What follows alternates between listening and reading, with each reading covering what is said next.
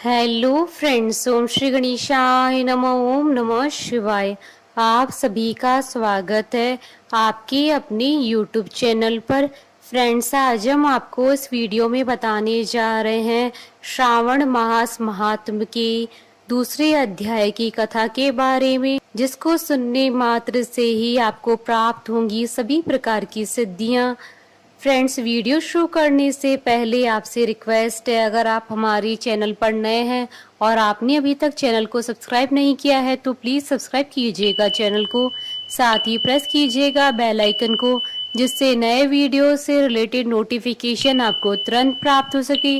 और वीडियो पसंद आने पर वीडियो को लाइक और शेयर जरूर कीजिएगा, ताकि सभी भक्तों को इस वीडियो का लाभ प्राप्त हो सके। और कमेंट बॉक्स में ओम नमः शिवाय जरूर लिखिएगा। श्रावण मास महात्म सब प्रकार के विघ्नों का नाश करने वाले तथा सारी सृष्टि का पालन करने वाले श्री गणेश जी, ज्ञान की दाता देवी श्री सरस्वती जी तथा सब पुराणों के कर्ता श्री व्यास जी तथा श्री गुरुदेव जी के चरण कमलों में नमस्कार करके भगवान की श्रद्धा और भक्ति रस में डूबी हुई श्रावण मास महात्म की कथा कहती हूँ। श्रावण मास में विहित कार्य ईश्वर बोले, हे महाभाग, आपने उचित बात कही है। हे ब्रह्मपुत्र, आप विनम्र, गुणी, श्रद्धालु तथा भक्ति संपन्न श्रोता हैं। हे अनग, आपने श्रावण मास के विषय में विनम्रता पूर्वक जो पूछा है उसे तथा जो नहीं भी पूछा है वह सब अत्यंत हर्ष तथा प्रेम के साथ मैं आपको बताऊंगा। द्वेष न करने वाला सबका प्रिय होता है और आप उसी प्रकार के विनम्र हैं, क्योंकि मैंने आपके अभिमानी पिता ब्रह्मा का 5वां मस्तक काट दिया तो भी आप उस द्वेष भाव का त्याग कर मेरी शरण को प्राप्त हुए। अतः हे तात, मैं आपको सब कुछ बताऊंगा, आप एकाग्रचित होकर सुनिए। हे योगिन, मनुष्य को चाहिए कि श्रावण मास में नियम पूर्वक नक्त व्रत करे और पूरे महीने भर प्रतिदिन रुद्राभिषेक करे। अपनी प्रत्येक प्रिय वस्तु का इस मास में त्याग कर देना चाहिए। पुष्पों, फलों, दांतों, तुलसी की मंजरी तथा तुलसी दलों और बिलपत्रों से शिव जी की लक्ष्य पूजा करनी चाहिए। 1 करोड़ शिवलिंग बनाने चाहिए और ब्राह्मणों को भोजन कराना चाहिए। महीने भर धारण पारण व्रत तथा उपवास करना चाहिए। इस मास में मेरे लिए अत्यंत प्रीतिकर पंचामृत का अभिषेक कराना चाहिए। इस मास में जो जो शुभ कर्म किया जाता है वह अनंत फल देने वाला होता है। हे मुने, इस मास में भूमि पर सोएं, ब्रह्मचारी रहें और सत्य वचन बोलें। इस मास को बिना व्रत के कभी व्यतीत नहीं करना चाहिए। फलहार अथवा हविष्यान ग्रहण करना चाहिए। पत्ते पर भोजन करना चाहिए। व्रत करने वाले को चाहिए कि इस मास में शाक का पूर्ण रूप से परित्याग कर दे। हे मुनि श्रेष्ठ, इस मास में भक्ति युक्त होकर मनुष्य को किसी न किसी व्रत को अवश्य करना चाहिए। सदाचार परायण, भूमि पर शयन करने वाला, प्रातः स्नान करने वाला और जितेंद्रिय पुरुष होकर मनुष्य को एकाग्र किए हुए मन से प्रतिदिन मेरी पूजा करनी चाहिए। इस मास में किया गया पुरुष चरण निश्चित रूप से मंत्रों की सिद्धि करने वाला होता है। इस मास में शिव के षडाक्षर मंत्र का जप तथा गायत्री मंत्र का जप करना चाहिए और शिव जी की प्रदक्षिणा, नमस्कार तथा वेद पारायण करना चाहिए। पुरुष सूक्त का पाठ अधिक फल देने वाला होता है। इस मास में किया गया ग्रह यज्ञ, कोटि होम, लक्ष्य होम तथा अयुत होम शीघ्र ही फलीभूत होता है और अभीष्ट फल प्रदान करता है।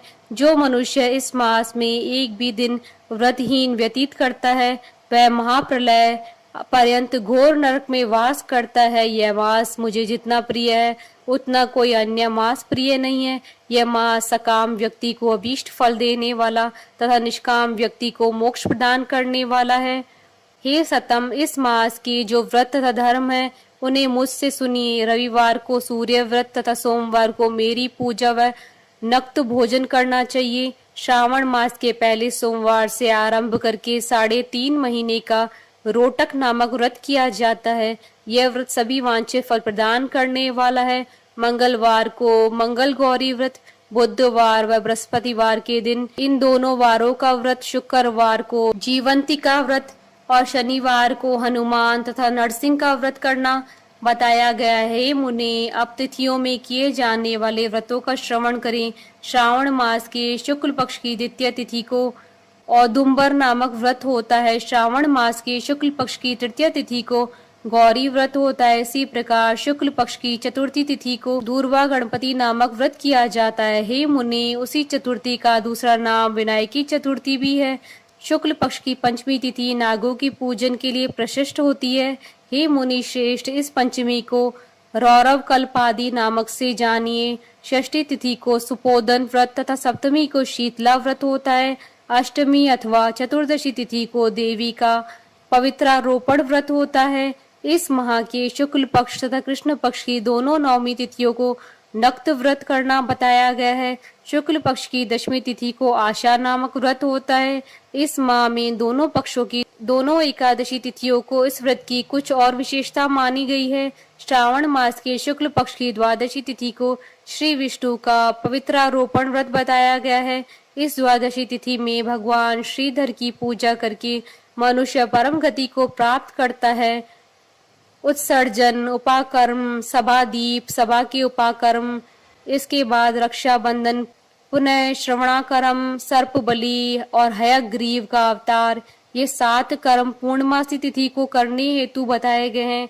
श्रावण मास के कृष्ण पक्ष में चतुर्थी तिथि को संकष्टी चतुर्थी व्रत कहा गया है और श्रावण मास के कृष्ण पक्ष की पंचमी के दिन मानव कल्पादि नामक व्रत को जानना चाहिए।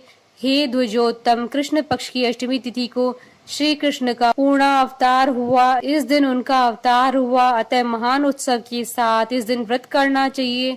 हे मुनि श्रेष्ठ, इस अष्टमी को मनवादी तिथि जानना चाहिए। श्रावण मास की अमावस्या तिथि को पिठोरा व्रत कहा जाता है। इस तिथि में कुशों का ग्रहण और वृषभों का पूजन किया जाता है।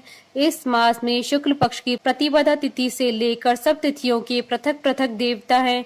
प्रतिपदा तिथि के देवता अग्नि, द्वितीय तिथि के देवता ब्रह्मा, तृतीय तिथि की गौरी और चतुर्थी के देवता गणपति है। पंचमी के देवता नाग है। षष्ठी तिथि के देवता कार्तिकेय हैं। सप्तमी के देवता सूर्य और अष्टमी के देवता शिव है। नवमी की देवी दुर्गा, दशमी के देवता यम और एकादशी तिथि के देवता विश्वदेव कहे गए हैं। द्वादशी के विष्णु तथा त्रयोदशी के देवता कामदेव, चतुर्दशी के देवता शिव, पूर्णिमा के देवता चंद्रमा और अमावस्या के देवता पितृ हैं। ये सब तिथियों के देवता कहे गए हैं। जिस देवता की जो तिथि हो उस देवता की उसी तिथि में पूजा करनी चाहिए। प्राय इसी मास में अगस्त्य का उदय हुआ था। हे मुनि, मैं उस काल को बता रहा हूँ, आप एकाग्रचित होकर सुनिए। सूर्य के सिंह राशि में प्रवेश करने के दिन से जब 12 अंश 40 घड़ी व्यतीत हो जाती है तब अगस्त्य का उदय होता है। उसके 7 दिन पूर्व से अगस्त्य को अर्घ्य प्रदान करना चाहिए। 12 मासों में सूर्य पृथक पृथक नामों से जाने जाते हैं। उनमें से श्रावण मास में सूर्य गबस्ती नाम वाला होकर तपता है। इस मास में मनुष्य को भक्ति संपन्न होकर सूर्य की पूजा करनी चाहिए। हे सप्तम, 4 मासों में जो वस्तुएं वर्जित है उन्हें सुनिए। श्रावण मास में शाक तथा भाद्रपद में दही का त्याग कर देना चाहिए। इसी प्रकार अश्विन में दूध तथा कार्तिकेय में दाल का परित्याग कर देना चाहिए। यदि इन मासों में इन वस्तुओं का त्याग नहीं कर सके तो केवल श्रावण मास में ही उक्त वस्तुओं का त्याग करने से मानव उसी फल को प्राप्त कर लेता है। हे मानद, यह बात मैंने आपसे संक्षेप में कही है। हे मुनि श्रेष्ठ, इस मास के व्रतों और धर्मों के विस्तार को सैकड़ों वर्षों में भी कोई नहीं कह सकता। मेरी अथवा विष्णु की प्रसन्नता के लिए संपूर्ण रूप से व्रत करना चाहिए। परमार्थ की दृष्टि से हम दोनों में भेद नहीं है। जो लोग भेद करते हैं वह नरकगामी होते हैं। अतः हे सनत कुमार, आप श्रावण मास के धर्म का आचरण कीजिए। इस प्रकार ईश्वर सनत कुमार संवाद के अंतर्गत श्रावण मास उद्देश्य कथन नामक दूसरा अध्याय पूर्ण हुआ। बोलिए भगवान शंकर की जय, माता पार्वती जी की जय। हमारे साथ इस वीडियो में अंत तक बने रहने के लिए आपका धन्यवाद। ओम श्री गणेशाय नमः। ओम नमः शिवाय।